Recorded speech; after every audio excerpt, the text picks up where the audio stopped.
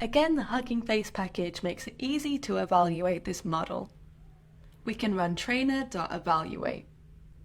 This then provides metrics such as our loss, our accuracy, our runtime, etc.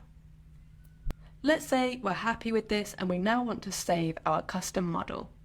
You'll remember we can easily save models using model.savePretrained. We then just specify the directory of where to save our model. Let's now use this model for some more predictions.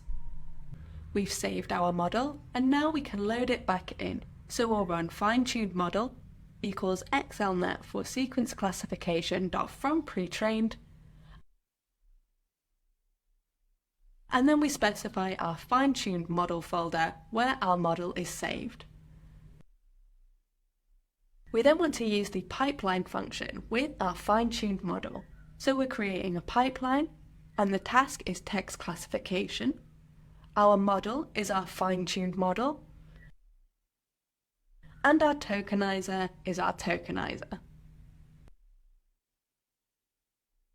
Let's now run this pipeline over some samples from our validation dataset. First, we'll just specify a random number to take a random row from our dataset.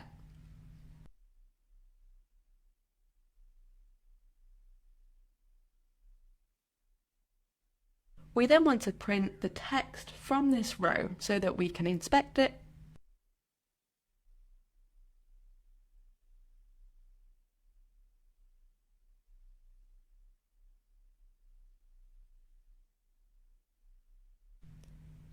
And then to get our answer, so our classification from the model, we'll use our CLF pipeline we've created over the text, and we'll specify top k equals none, so we can see the prediction scores for each of the labels that we've trained.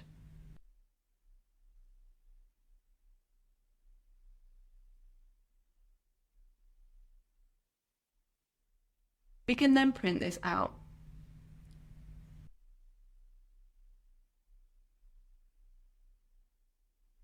So you can see it's been printed our sentence and the associated labels and their scores.